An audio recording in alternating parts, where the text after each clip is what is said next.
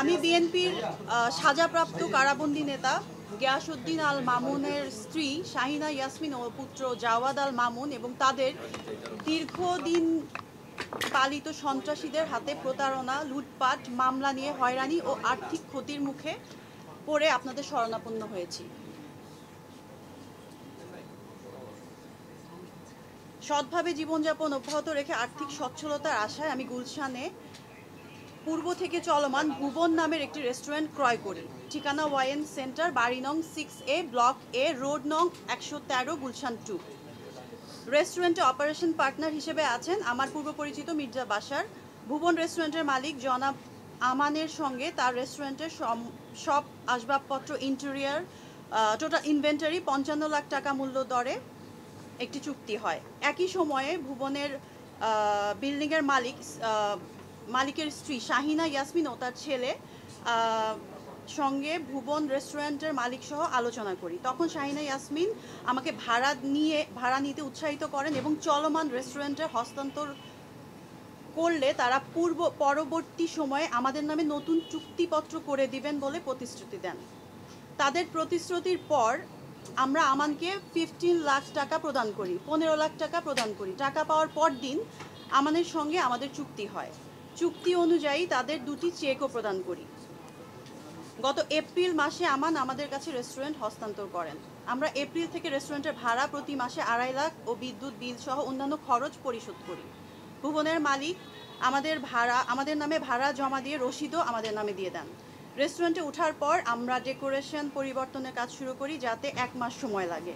ডেকোরেশনে প্রায় 50 লাখ টাকা খরচ হয়। এই পর্যায়ে আমরা রেস্টুরেন্টে পরীক্ষামূলকভাবে স্টার্ট করি এবং ট্রেড লাইসেন্স করার জন্য আমরা ভবনের মালিক শাহিনা ইয়াসমিন ও তার পুত্র চুক্তিপত্র, ফায়ার সেফটি ও বাণিজ্যিক অনুমতির প্রয়োজনীয় কাগজপত্র দেওয়ার অনুরোধ করি। প্রিয় ভাই বোনেরা, আমরা যখন ট্রেড লাইসেন্স করতে এসব কাগজপত্র চেয়েছি, তখন হঠাৎ করেই পূর্বের রেস্টুরেন্ট মালিক আমান এবং এখনকার যে ভবন মালিক শাহিনা ইয়াসমিন, জাওয়াদ, ভবনের দায়িত্বে থাকা জয়, সাকিব সহ অন্য দায়িত্বপ্রাপ্ত ব্যক্তিরা আমাদের হয়রানি শুরু করেন। প্রথমে আমান তাকে পরিশোধ করা হয় 15 লাখ টাকার বিষয়ে অস্বীকার করেন, যদিও তিনি 15 লাখ টাকা ক্যাশ বুঝে নিয়ে চাবি হস্তান্তর করেন। অন্যদিকে শাহিনা ও জাওয়াদের নির্দেশে ভবনের দায়িত্বে থাকা কর্মচারী জয়, সাকিব, হারুন ও তাদের সহযোগীরা বারবার আমাদের রেস্টুরেন্টের বিদ্যুৎ লাইন বন্ধ করে দিয়ে আমাদেরকে হয়রানি শুরু করেন।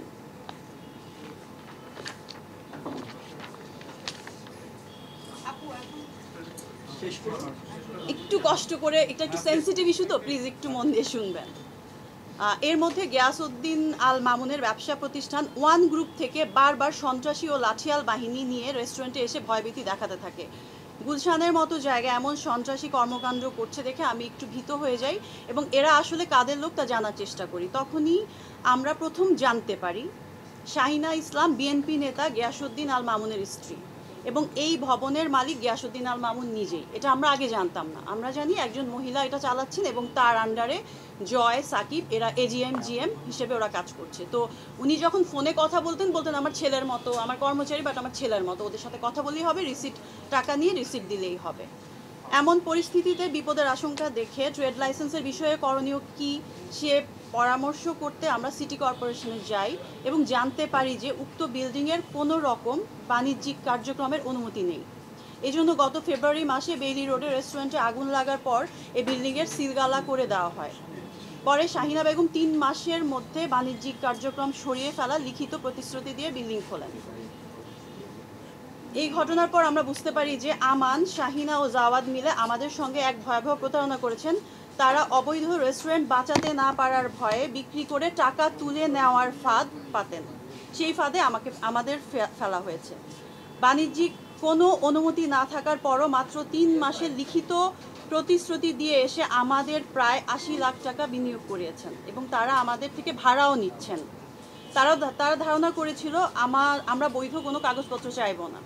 সিলগালা হওয়া ভবনটি এখনও আগের মতোই সব বাণিজ্যিক কার্যক্রম অব্যাহত রেখেছে। এর মধ্যে পার্কিংয়ের স্থানে ল্যাভেন্ডার, বাসমতি নামের 2টো বাণিজ্যিক শপ সহ 3টি বাণিজ্যিক প্রতিষ্ঠান চলছে। প্রথম তলায় থাই সিগনেচার নামে রেস্টুরেন্ট, দ্বিতীয় তলায় হালদা ভ্যালি নামে রেস্টুরেন্ট ও চতুর্থ তলায় স্পা সেলুন চলছে। যেহেতু আমরা ভবনের বৈধ কাগজপত্র দাবি করেছি, সে কারণে তারা আমাদের এখান থেকে উচ্ছেদের চেষ্টা শুরু করে। বিভিন্ন মাধ্যমে তারা আমাদের হুমকি দিতে থাকে যে এই ভবনে তোমরা ব্যবসা করতে পারবে না এবং তোমাদেরকে ব্যবসা করতে দেওয়া হবে না। সর্বশেষ গত 22 জুন রাতে 11টায় আমরা রেস্টুরেন্ট বন্ধ করে বেরিয়ে যাই। 23 তারিখ সকালে রেস্টুরেন্টের কর্মচারী গেলে নিরাপত্তা কর্মী সহ অন্যরা তাদের ঢুকতে বাধা দেয়। কেন ঢোকা যাবে না কোনো উত্তর দিতে পারেনি। খবর পেয়ে দুপুর 12:30টায় আমার অপারেশন পার্টনার মির্জা বাশার সেখানে গেলে হঠাৎ করে 15-20 জনের সন্ত্রাসী দল তার উপর আক্রমণ করে।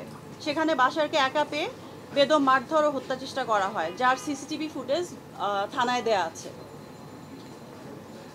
আমি বিষয়টি জানতে পেরে তৎক্ষণাৎ থানায় অবহিত করি এবং সেখানে পুলিশ ও আমি একাই পৌঁছাই।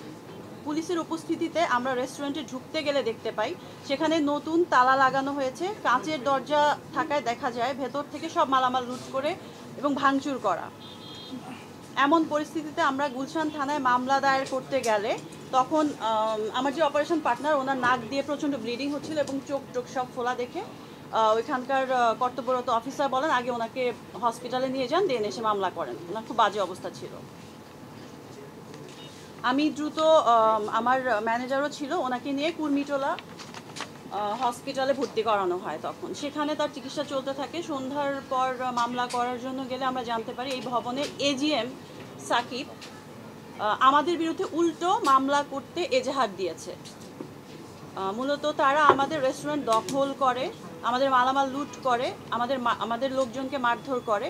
আমরা মামলা করব জানতে পেরে তারা আগেই মামলার এজাহার জমা দেয়। সেখানে আমাকে আসামি করা হয়, ওয়ারেজ আমি পুলিশ কল দিয়ে পুলিশের সঙ্গে বিল্ডিংয়ে ঢুকি।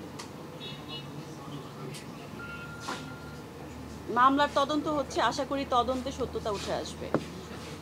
আপনারা জানেন আমি দীর্ঘদিন চলচ্চিত্রে কাজ করছি। শিল্পী হিসেবে আমার একটা সম্মান ও সুনাম আছে। আমি কোনো অনৈতিক কাজের সঙ্গে কখনোই জড়ানোর চেষ্টা, মানে সবসময় দূরে থাকার চেষ্টা করি। বৈধভাবে একটা ব্যবসা, আমার ফুড বিজনেস খুব পছন্দের একটা বিজনেস। আসলে আমার আগেও বনানীতে বিজনেস ছিল, ঢাকায় পাখি, এবং আমার বোনরা যে অস্ট্রেলিয়া থাকেন তারাও এখানে ফুড বিজনেস করেন, আমার কাজিনরা করেন। সো ফুড বিজনেস আমার খুব আসলে আফটার ফিল্মের পরে যদি আমার একটা ভালোবাসার কোনো ইয়ে থাকে সেটা হচ্ছে ফুড বিজনেস।